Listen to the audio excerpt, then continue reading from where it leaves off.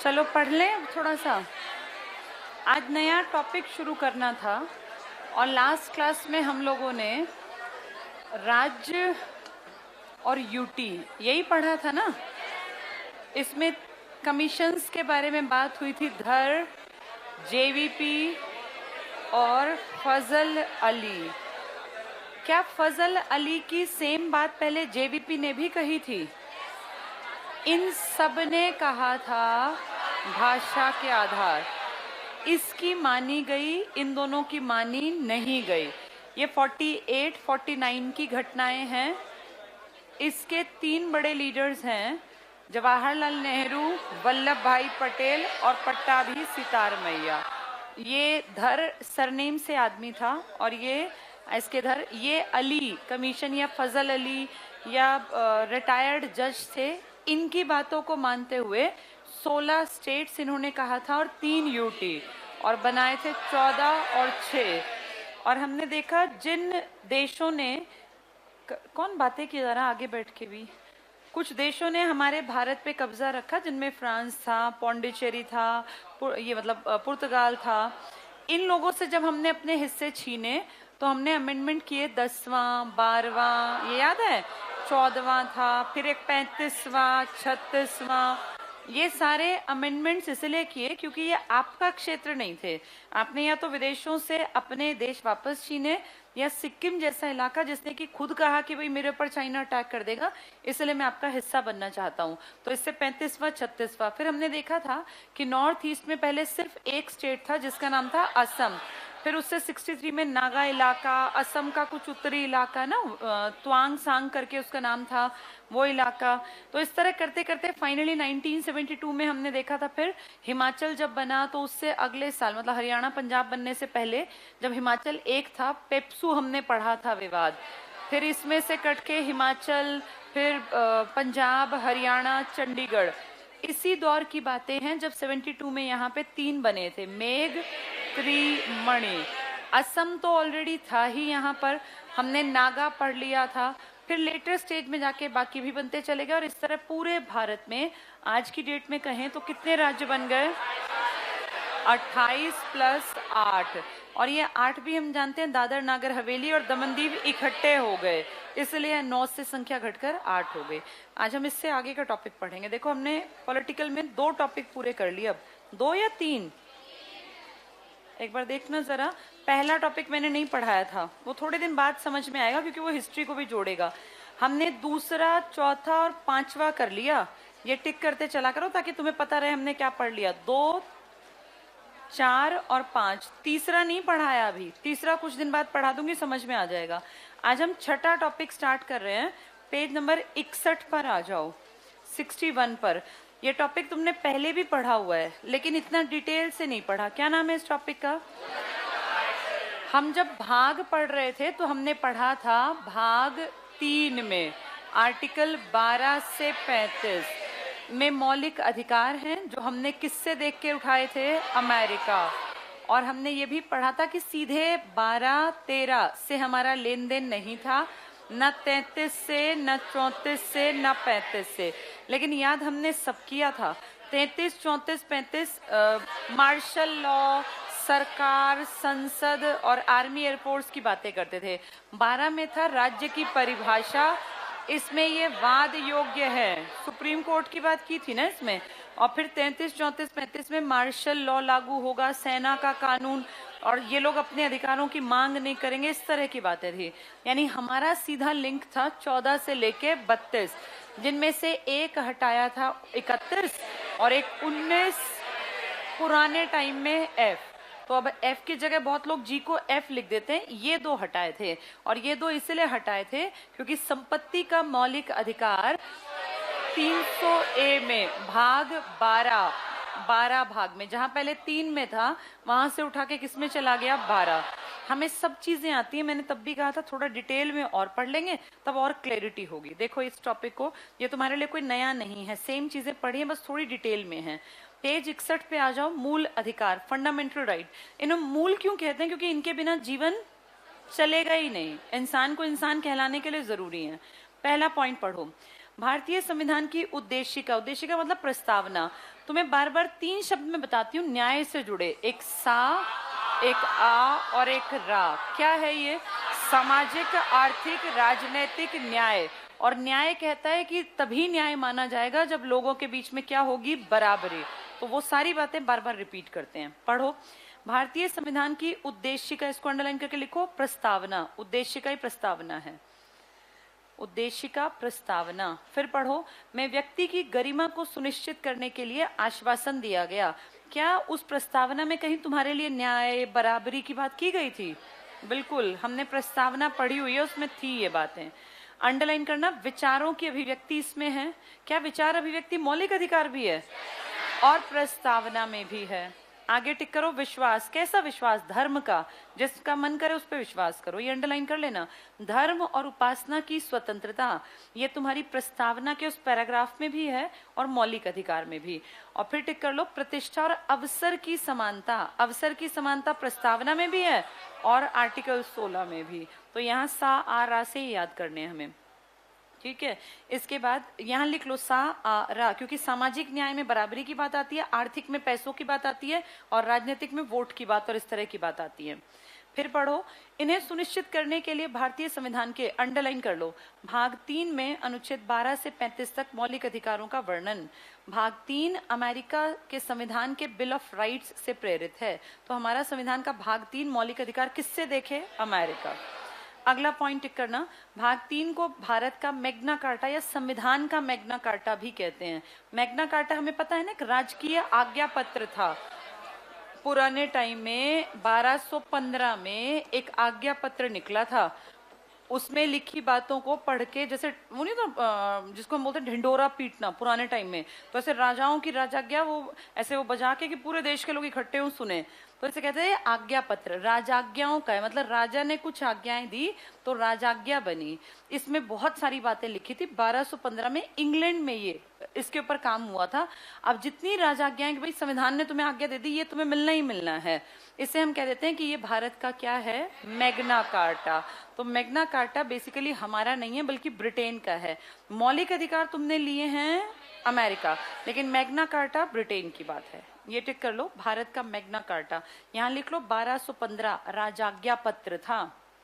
Magna carta के नीचे 1215 राजाज्ञा पत्र। इसके बाद पढ़ो आगे, कुछ मूल अधिकार जैसे अनुच्छेद 15, 16, 19, 29, 30 अंडरलाइन कर लो। 15, 16, 19, 29, 30। अब बताओ 15 में क्या था? 15 में था जाति, लिंग और कोई जन्म स्थान के भेदभाव नहीं करने। 16 में क्या था? पद की समानता। 19 में क्या था? विचार, अभिव्यक्ति। 29, 30 अल्पसंख्यक याद है? अपने मदरसे बनाओ, अपना जो मन करे। ये अंडरलाइन कर लो, सिर्फ भारतीय नागरिकों को ही प्राप्त है। अब कोई विदेशी आके कहे मैं यहाँ अपना चर्च बनाऊंगा जबरदस्ती से, कुछ हद तक है क्योंकि हमारे यहाँ सब बराबर, लेकिन वो कहे नहीं मैं हर शहर में बनाऊंगा, तो पॉसिबल नहीं है। ये ठीक कर लो, सिर्फ भारतीयों को ही प्राप्त है। आगे पढ़ेंगे, मूल अधिकार निम्न स्थितियों में निलंबित यानी सस्पेंड किए जा सकते हैं। क्या मूल अधिकार खत्म भी किए जा सकते हैं? नहीं, हट सकते हैं एक जगह से दूसरी जगह। जैसे संपत्ति कहाँ गया? 300 भाग 12 में, ऐसे सस्पेंड हो सकते हैं कुछ कंडीशंस में। पहला पढ़ लो, प्रतिरक्षा सेना के सदस्यों के संबंध में टिक कर लो अनुच्छेद 33। ये किसकी बात कर रहे हैं? किसके लिए? हम ये नहीं, आर्मी, एयरफोर्स, नेवी के लोग नहीं कह सकते हमें अभिव्यक्ति की स्वतंत्रता। ये टिक करना, प्रतिरक्षा सेना के सदस्यों के लिए। इंग्लिश में पढ़ के देख लो, in relation to members of defence force, यानी डिफेंस में और फोर्स में जो आदमी है वो मौलिक अधिकारों के डिमांड नहीं उठाएगा। ये लिखा हुआ है किस आर्टिकल में? 33 में। यानी उसको 24 घंटे भी काम करना पड़ सकता है, 10 दिन भी लगातार बिना सोए काम करना पड़ सकता है। हमारे साथ कोई ऐसा नहीं कर सकता। आर्टिकल 23 बचा लेगा जिसमें लिखा है कोई आपसे जबरदस्ती श्रम नहीं, इन पे नहीं लागू होते वो। नेक्स्ट टिक करना, जब सेना विधि लागू हो, अनुच्छेद 34। हाँ, इंग्लिश में आर्मी लॉ, इसी को लिख लो मार्शल लॉ, यही तो होता है मार्शल लॉ। मार्शल लॉ लागू है तो भी कोई डिमांड नहीं करेगा। और तीसरा टिक करना, आपातकाल के दौरान अनुच्छेद 352 ड्यूरिंग इमरजेंसी। आज तक कितनी बार इमरजेंसी लगी? 3 बार। तो उस टाइम मौलिक अधिकार खत्म हुए, समाप्त हुए, सस्पेंड हुए, और सस्पेंड भी राष्ट्रपति कर सकता है, बाकी कोई नहीं।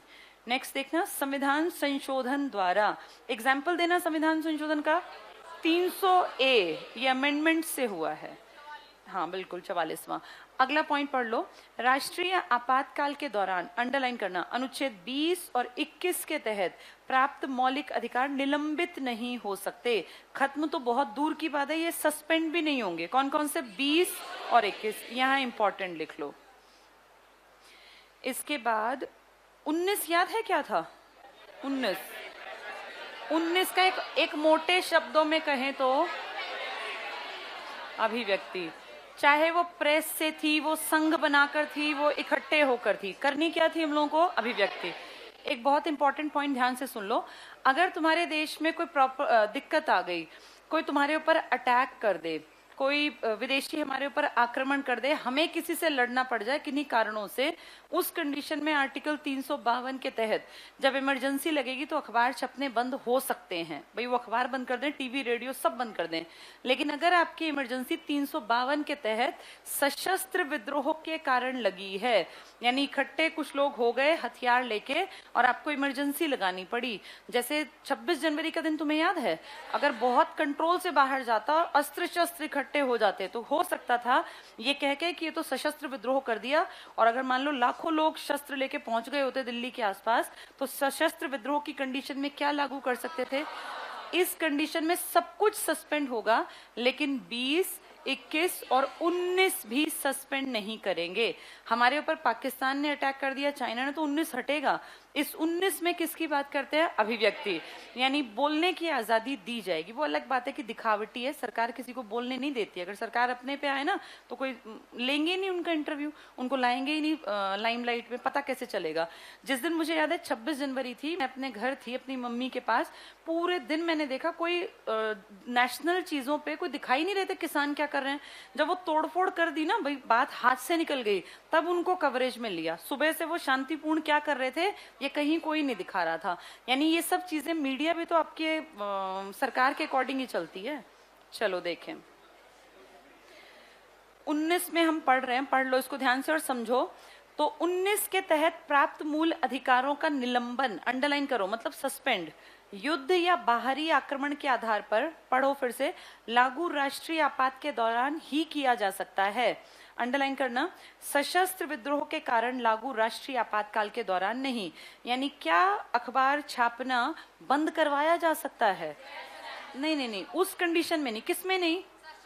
हाँ वैसे बंद, भाई पाकिस्तान अटैक कर रहा है मत छापो अखबार, लेकिन सशस्त्र विद्रोह में कहेंगे लोकतंत्र है, बोलने का मौका तो दो, तो उसमें कंडीशन में नहीं होगा। दोबारा पढ़ लो इस पॉइंट को ध्यान से समझते हुए।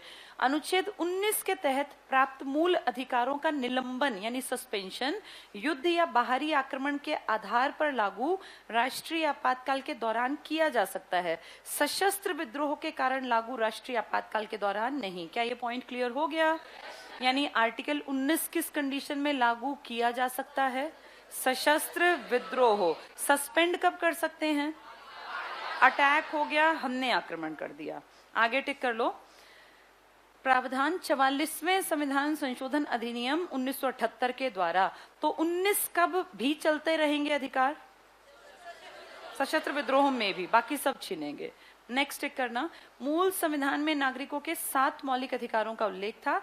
1978 में 44वां संविधान संशोधन संपत्ति के अधिकार को मूल अधिकारों की सूची से हटा दिया गया।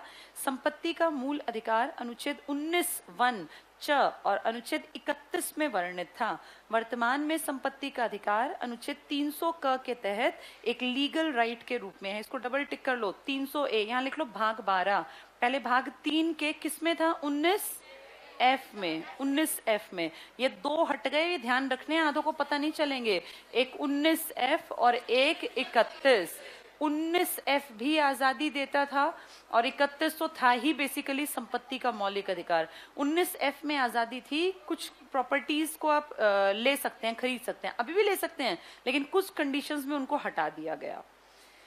इसके बाद अगला पॉइंट टिक करना, संविधान में अब नागरिकों को 6 मूल अधिकार प्राप्त हैं।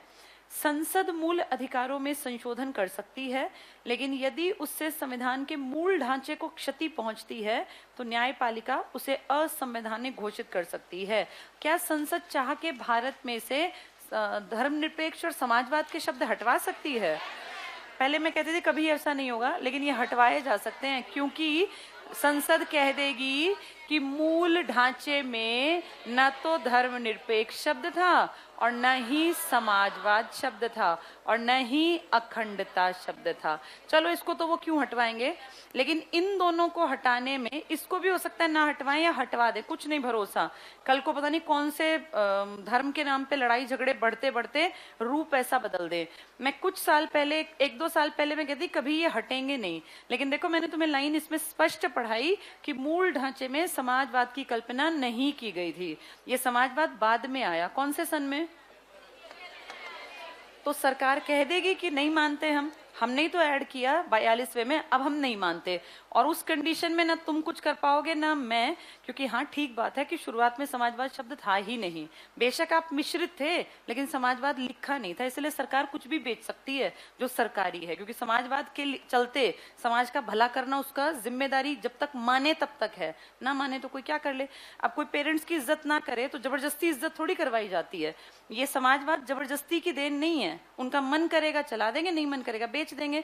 थोड़ा सा हा हुल्ला करती इंडियन जनता अगर विपक्ष मजबूत होता, विपक्ष इतना कमजोर है कि कोई कुछ बेचो कोई फर्क ही नहीं पड़ता। देखो आगे, अगले पेज पर हम आ गए, मौलिक अधिकार एक नजर में। अब इनको ध्यान से पढ़ते समझते चलेंगे। सबसे पहला पॉइंट देखो, समानता का अधिकार। कितने से कितना? 14 से 18। अनुच्छेद 14 अंडरलाइन कर लो। विधि के समक्ष समानता और विधियों का समान संरक्षण। विधि का शासन, इसको अंडरलाइन कर लो। विधि का शासन, हमारे यहाँ कानून का शासन है, विधि का शासन, इंसान का शासन नहीं है, तो लॉ, रूल ऑफ लॉ कहते हैं इसे। अगला पॉइंट पढ़ना, अनुच्छेद 15 कहता है राज्य किसी और व्यक्ति द्वारा व्यक्ति के साथ, अंडरलाइन करो, धर्म के नाम पर, मूल वंश के नाम पर, जाति के नाम पर, जन्म स्थान के नाम पर और लिंग के आधार पर भेदभाव नहीं करना। ये धर्म तो तुम जानते हो, मूल वंश और जाति में क्या अंतर है? मूल वंश और जाति में क्या अंतर है? जाति तुमने बाद में बनाई है, मूल वंश जो ब्लड हमारे अंदर है। जैसे हमने इतिहास पढ़ा है, और अब हम बेवकूफी भरी बातों पे ना जाएं, हम साइंटिफिकली अपने दिमाग से सोचें। इंडिया में पहले जो लोग हिंदू थे, फिर जैन थे, फिर बौद्ध थे, फिर मध्यकाल में क्या हुआ? इस्लाम धर्म आया। तुम्हें अच्छी तरह पता है मध्यकाल में इस्लाम धर्म के जो लोग आए थे वो भी प्रॉपर इस्लाम नहीं थे। याद है वो कहीं कहीं से आए थे इस्लाम धर्म, कोई तुर्किस्तान से, कोई अरबी था, फिर तुर्किस्तान के आदिवासी थे। ये खुद ही मिक्सचर धर्म के लोग थे। इस्लाम धर्म जो अपने यहाँ आया ना वो मिक्सचर था। इसमें से बहुत सारे लोग जो थे वो तुर्की थे, उन तुर्की लोगों ने इंडिया में शादी की, कुछ अरबी लोगों ने इंडिया में। तो हमारी जो नस्ल थी ना, जिसको हम रेस बोलते हैं, वो मिक्सचर है। और तुम अगर थोड़ा सा पढ़ाई लिखाई पे ध्यान देते हो तो हड़प्पा में तुमने पढ़ा हुआ है प्रोटो ऑस्ट्रेलॉइड थे, मंगोलॉइड थे, भूमध्य सागरीय थे, पढ़े थे ना। हम रेस वो है हमारी, यानी हम जात पात बाद में बने हैं, पहले एक रेशियल होता है कि भी कहाँ के हैं, तो हम ये कई सारी प्रजातियों का मिक्सचर थे। इस बेस पे हमें डिवीजन नहीं करना, ये टिक कर लो। रेस अलग चीज होती है, जाति अलग चीज होती है। तो मूल वंश हमारा, जाति, धर्म और जन्म स्थान, इनके भेदभाव नहीं करने। नेक्स्ट टिक करना, अनुच्छेद 16 कहता है लोक नियोजन। कौन सी नौकरियों के बाद? सरकारी नौकरियों में, अंडरलाइन कर लो। अवसर की समानता पर बल। तो प्राइवेट वाले में अवसर की समानता रहेगी या नहीं रहेगी? प्राइवेट वाले ना कोई ऐसे को नहीं लेगा जिसकी शक्लो सूरत अच्छी नहीं है, जिसका बोलने का लहजा अच्छा नहीं है, जिसके बोलने में दिक्कत है कि वो स को श को स बोलते हैं। जो एक बहुत बड़ी दिक्कत भारत में है वो एक्सप्रेशन है। हमारे यहाँ ना भाषा, बोली, इन पे हम सोचते हैं क्या फर्क पड़ता है, लेकिन प्राइवेट वाले नहीं समझेंगे इस बात को, और वो आपके लहजे से, आपकी जबान से आपकी जजमेंट करेंगे। सरकारी नौकरी मिलना आसान क्यों है? ना तुम्हारे कोई कपड़े देखने वाला, ना जूतों का ब्रांड देखे वो, ना ये कि तुम्हारे तेल, सिर में सरसों का तेल लगा है या कोई वैसा हेयर ऑयल लगा है, उनको इससे कोई फर्क नहीं पड़ता। वो तुम्हारी लायकियत जज करते हैं। प्राइवेट वाले ये सब देखेंगे। तो ये जो चीज है ना सरकारी, इसका खास फायदा गरीब लोगों को था। नेक्स्ट टिक कर लो। तो अवसर की समानता, अनुच्छेद 16(4) कहता है राज्य द्वारा, अंडरलाइन करना, पिछड़े वर्गों के लिए पदों के आरक्षण संबंधी उपबंध, ये सब चीजें भाई ओबीसी का ध्यान रखो, एससी एसटी का ध्यान रखो, सबका ध्यान रखो। ये हैं तो मौलिक अधिकार, लेकिन ये मौलिक अधिकार नौकरी के अधिकार की बात नहीं करते, इसलिए हम फंस जाते हैं। नेक्स्ट देखना, अनुच्छेद 17 अस्पृश्यता का अंत कर दिया। ये बहुत इंपॉर्टेंट है, बहुत बार आ चुका, फिर पढ़ लो। उसका आचरण निषिद्ध करके अस्पृश्यता का निवारण करता है। अस्पृश्यता निवारण के लिए राज्य द्वारा, अंडरलाइन करना, अस्पृश्यता अपराध अधिनियम 1955। अगर तुम्हें याद हो, नागरिक अधिकार भी बने थे अधिनियम 1955 में, CAA लिखवाया ना, तब बताया था, उसी सन में ये बना था। अस्पृश्यता अपराध अधिनियम 1955 पढ़ो आगे, बनाया गया। 76 में इसका नाम बदलकर नागरिक अधिकारों की रक्षा अधिनियम 1955 बना दिया। अनुच्छेद 18 टिक कर लो, उपाधियों का अंत। सेना और शिक्षा संबंधी सम्मानों को छोड़कर उपाधियों का अंत कर समाज में समानता स्थापित की गई। क्या शिक्षा में आज भी उपाधियां मिलती हैं? डीलिट, PhD, ये सब उपाधियां, इनमें कोई दिक्कत नहीं है। नेक्स्ट पढ़ लो, सरकार द्वारा प्रदान किए जाने वाले पुरस्कार, अंडरलाइन कर लो इसको, सरकार द्वारा पुरस्कार अनुच्छेद 18 का उल्लंघन नहीं करते। जैसे भारत रत्न, क्या ये उपाधि है? नहीं, इसको लिखना गलत नहीं लगता। भारत रत्न कोई अमीरी की तरफ इशारा नहीं करता, ये दिखाता है आपने कुछ अलग हटके किया।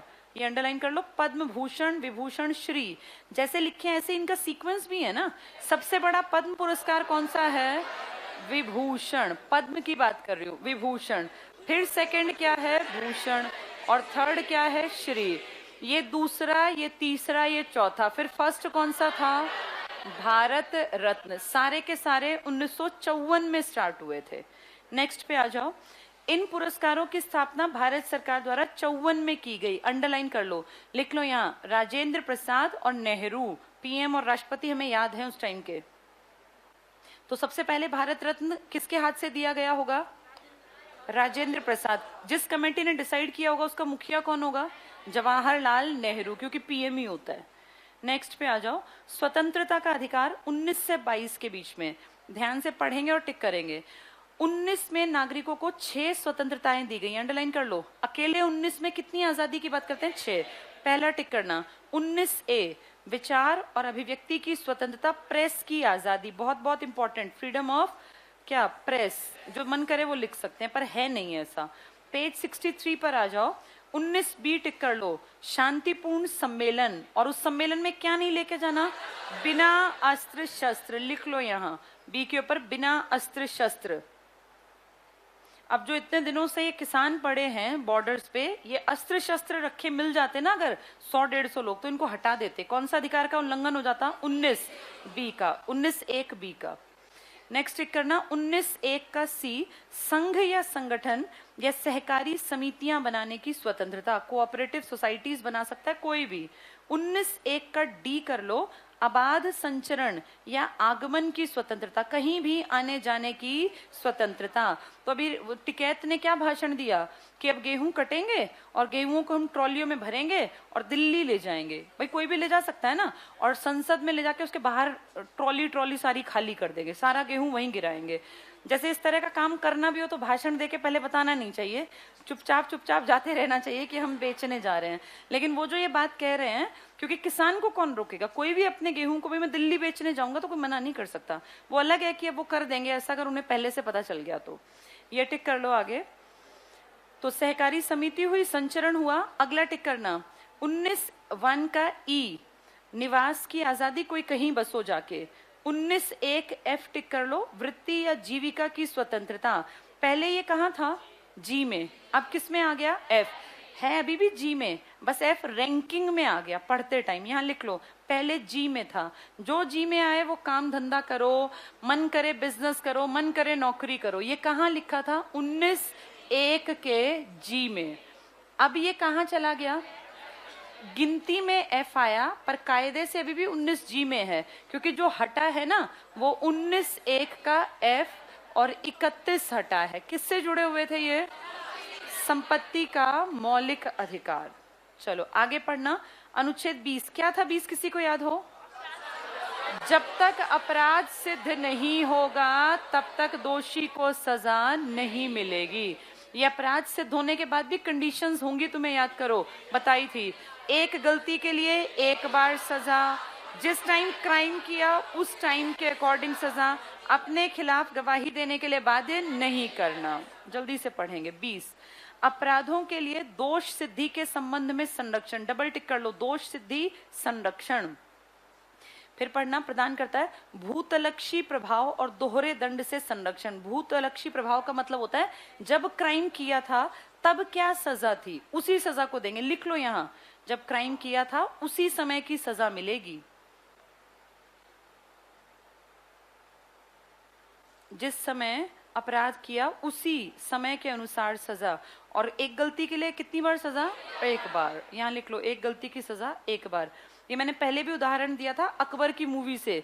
अकबर के भाई ने चीटिंग की थी ना, जो धाई माँ का बेटा था, तो उसने क्या किया, उसको पकड़वा, जैसे पकड़ा गया वो अकबर का मर्डर करना चाहता, तो अकबर ने उसको पकड़वा के ऊपर से नीचे फेंकवाया, तो वो जिंदा बच गया। फिर पकड़ के लाए टूटे फूटे को, फिर दोबारा फेंकवाया। बेचारे ने गलती तो एक की, सजा 2 बार दी। तो ये अब ऐसा नहीं है, अब एक गलती के लिए सजा एक बार।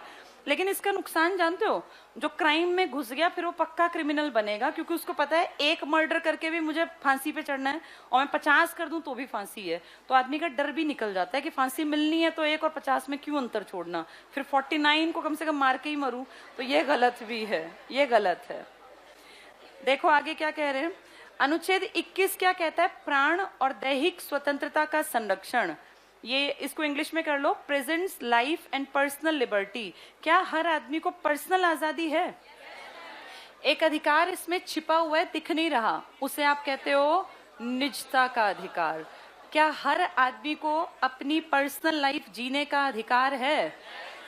सरकार हर चीज उससे, जैसे पीछे था कि आपके सिर्फ एक नंबर, जिसको आप आधार कार्ड का नंबर कहते हैं, यूनिक आईडी का नंबर, इससे सारी जानकारी ले सकती है। तो कुछ लोगों ने कहा हमें नहीं बताना कि हम किस जात पात के हैं, हमें कोई सरकार से मतलब नहीं है, ना हम बताना चाहते हैं कि हम SC हैं ST हैं या हम किस धर्म को मानते हैं। तो उनकी मर्जी, वो ना बताएं। तभी देखो तुम्हारे देश में जब कोई भी आंकड़ा आता है तो लिखा होता है लास्ट में अदर्स। इस अदर्स का मतलब क्या, जब सारे हिंदू मुस्लिम सिख ईसाई जैन पारसी लिख दिए, इसका मतलब इन्होंने नहीं बताया, इनकी मर्जी। कोई पूछे भी बताओ तुम्हारे मन में क्या है, किसको वोट दोगे, मेरी मर्जी, मैं ना बताऊं, मुझे नहीं बताना, ये मेरा कौन सा अधिकार है, और ये होना भी चाहिए। तो इसी में आ गया ये भी, ये टिक कर लो। प्राण और दैहिक स्वतंत्रता का संरक्षण है, सबको आजादी है अपने जीवन को जीने की। 21 पढ़ना, कानून द्वारा स्थापित प्रक्रिया शब्द का उल्लेख 21 में प्राकृतिक न्याय का सिद्धांत नहीं था। ये उतना इंपॉर्टेंट नहीं है, ये समझने की बात है बस। अगले में आ जाओ, 21 का अच्छे जीवन की तो हमने बात कर दी कि भाई मुझे जीने का अधिकार है, लेकिन जीना तब पॉसिबल है अच्छा जब आपके पास क्या हो, अच्छी शिक्षा। बिना पढ़ाई के क्या जीवन होगा, हो ही नहीं सकता। हमारे पेरेंट्स के टाइम ना अनपढ़ लोग भी ठीक है काम कर लेते थे, लेकिन अब आने वाला दौर ये दिखाता है कि राइट टू एजुकेशन कंपलसरी है। हर इंसान पढ़ लिख कर ही जीवन जी पाएगा। और अगर सरकार ने समाजवाद से पूरी तरह हाथ खींच लिया तो जीवन को जिंदा रहने के लिए भी आपको RTE के तहत कम से कम शिक्षा दिलवानी पड़ेगी, और शिक्षा भी अच्छी, जिससे कि आपका बच्चा स्मार्ट बने, एक्टिव बने। क्योंकि सरकारी नौकरियां अगर घटती जाएंगी तो प्राइवेट में एडजस्ट कैसे होंगे, उनके ऊपर बचपन से शिक्षा पे काम करना पड़ेगा। ये टिक कर लो। 21 का प्रारंभिक शिक्षा के अधिकार का उल्लेख। प्रारंभिक और प्राथमिक एक ही होती है, अलग अलग? प्राथमिक शिक्षा क्या होती है? प्राथमिक मतलब होता है 1ली से 5वीं, और प्रारंभिक शिक्षा क्या होती है? 1ली से 8वीं। आपके देश में कौन सी फ्री है? 1ली से 8वीं। इसीलिए आप कहते हैं हमारे देश में एलिमेंट्री एजुकेशन फ्री है, प्राइमरी नहीं कहते तुम कहते हो एलिमेंट्री एजुकेशन। इसका मतलब 1st से लेके 8th तक। आधों को यही नहीं पता, प्राइमरी 5वीं के बाद खत्म हो जाती है, 8वीं तक को एलिमेंट्री कहा जाता है। यहाँ टिक कर लो प्रारंभिक के पास। इंग्लिश पे आ जाओ, राइट टू एलिमेंट्री एजुकेशन, यहाँ लिख लो 1st to 8th। प्राइमरी से बड़ी क्लास है ये elementary, 1st to 8th, English में लिखा है एलिमेंट्री। 21A में आगे पढ़ो, अनुच्छेद 21 का को क्रियान्वित करने के लिए अंडरलाइन करना, संसद द्वारा शिक्षा का अधिकार विधेयक लाया गया 2009 में, जो 1 अप्रैल 2010 से लागू किया गया। क्यों 1 अप्रैल? क्योंकि नया सेशन ही 1 अप्रैल से स्टार्ट होता है। अब नई शिक्षा नीति पिछले साल लाई गई थी, लागू कब से होगी? 1 अप्रैल 2021 से, इस साल से।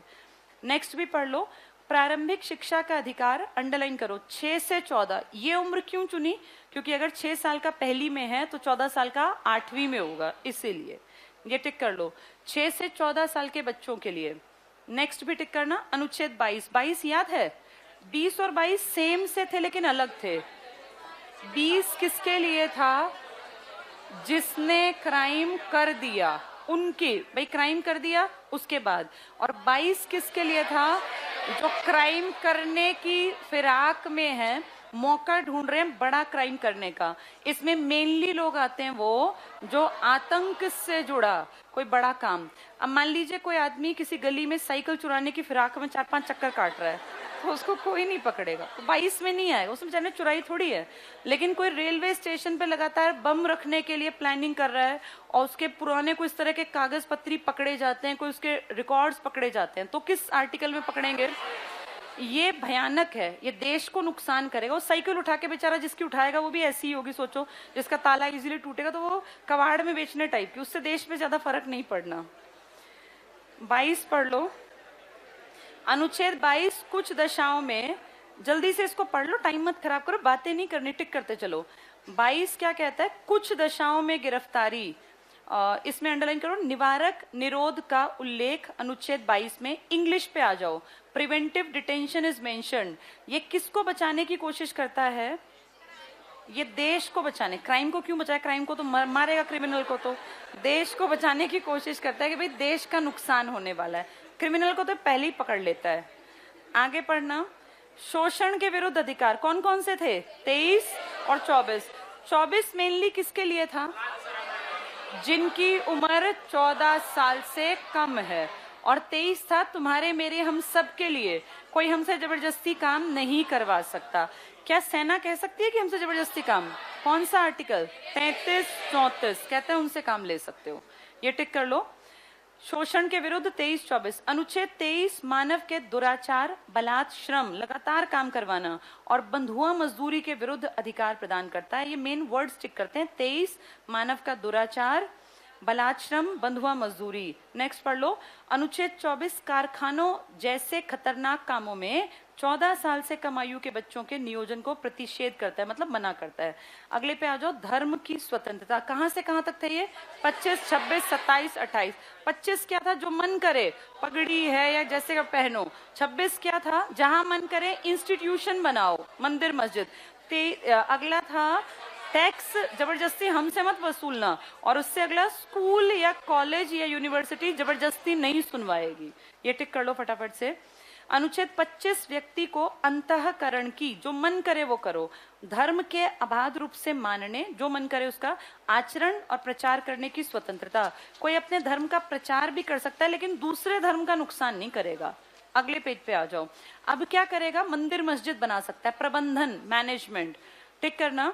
अनुच्छेद 26 धार्मिक कामों के प्रबंध को प्रबंधन कर लो, मैनेजमेंट की स्वतंत्रता प्रदान करता है। इसलिए गुरुद्वारे भी बनते हैं, मंदिर भी, मस्जिद भी, लेकिन उसके चक्कर में क्या नहीं लेना लोगों से? टैक्स, जबरदस्ती उनके ऊपर मत थोपना। अनुच्छेद 26 धार्मिक समुदाय या संप्रदाय को अधिकार प्रदान करता है। 27 पढ़ लो, किसी विशिष्ट धर्म की अभिवृद्धि के लिए करो, इसको डबल टिक कर लो, करो। हम नहीं कि कोई जजिया टाइप का टैक्स आज के डेट में देंगे या कोई हिंदुओं का टैक्स, वो गलत है। के संदाय अर्थात कर आरोपण से स्वतंत्रता, इसको टिक कर लो, कर आरोपण से स्वतंत्रता। तो पहले बोले जो मन करे मानो, फिर बोले जो बनाना है बनाओ, लेकिन टैक्स मत लेना और स्कूलों यूनिवर्सिटी में मत कराना, बाकी तुम्हारी मर्जी। नेक्स्ट टिक कर लो, अनुच्छेद 28 शिक्षा संस्थाओं में धार्मिक शिक्षा में उपस्थित होने के बारे में स्वतंत्रता प्रदान करता है। तो 4 शब्द याद करने हैं, पहले आजादी देंगे, फिर कहेंगे बना लो अपने मंदिर मस्जिद, फिर कहेंगे टैक्स मत मांग लेना और स्कूल कॉलेज में मत पढ़ाना। किसी पढ़ा रहे हैं तो मर्जी बच्चा सुने ना सुने, वो मना कर सकता है, इतनी उसकी आजादी है। इसके बाद 5वें पे आ जाओ, संस्कृति और शिक्षा का अधिकार। ये किसकी संस्कृति की बात करेंगे? अल्पसंख्यक। अल्पसंख्यक क्या संविधान ने बताए हैं? सुप्रीम कोर्ट ने, टिक करना। अनुच्छेद 29 अल्पसंख्यक वर्गों के, अल्पसंख्यक को डबल टिक कर लो और अगला पॉइंट पढ़ो। अनुच्छेद 30 अल्पसंख्यक वर्गों को शिक्षा संस्थाओं की स्थापना, डबल अंडरलाइन, शिक्षा संस्थाओं की स्थापना पढ़ लो। और प्रशासन करने का अधिकार, यहाँ लिख लो मदरसे। तो शिक्षा संस्थान में सबसे बढ़िया एग्जाम्पल मदरसे हमें याद रहेगा। इसके बाद भाग ये तीसरा पार्ट करना, अल्पसंख्यक शब्द को संविधान में परिभाषित नहीं किया गया, तो हमें कौन बताएगा? यहां लिख लो, सुप्रीम कोर्ट बताएगा। आपके देश में सब अल्पसंख्यक हैं सिवाय हिंदुओं के, बाकी सब अल्पसंख्यक हैं यहाँ। नेक्स्ट पे आ जाओ, संवैधानिक उपचारों का अधिकार, कौन सा आर्टिकल है ये? 32। किसने कहा ये आत्मा है? अंबेडकर, क्योंकि ये कहता है ये सब दिखावट है। अगर कौन सा रास्ता नहीं खुला? सुप्रीम कोर्ट का।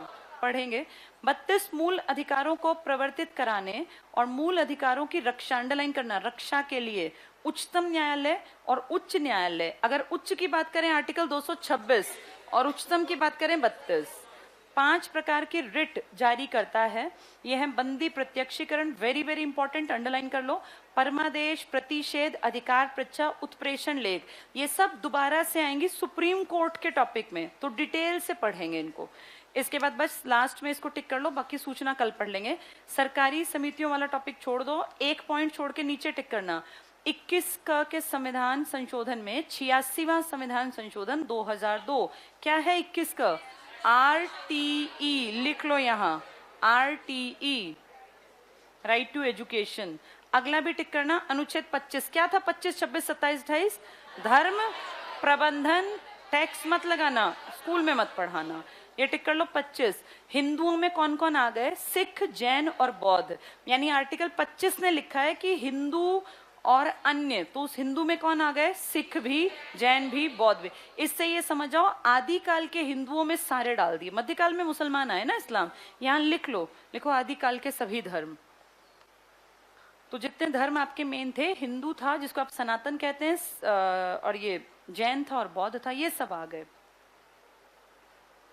29-30 किसके लिए था? माइनॉरिटीज के लिए ना, टिक कर लो। 29-30 धार्मिक और भाषाई अल्पसंख्यकों को संरक्षण प्रदान करता है। लास्ट में बस इनका वर्गीकरण है, सूचना कल पढ़ेंगे। संविधान के भाग 3 में 6 श्रेणियां, टिक करना। समानता का अधिकार कितने से कितना? 14 से 18, स्वतंत्रता का 19 से 22, शोषण के विरुद्ध 23-24, धार्मिक स्वतंत्रता 25 से 28, संस्कृति शिक्षा 29-30, किसकी शिक्षा? अल्पसंख्यक, हमारी नहीं, और लिख लेना अल्पसंख्यक। और संवैधानिक उपचार कौन से में? 32, और अगर हाई कोर्ट आ गया 226, लिख लो यहाँ HC 226। चलो सूचना पे कल बात करेंगे। हाँ जी।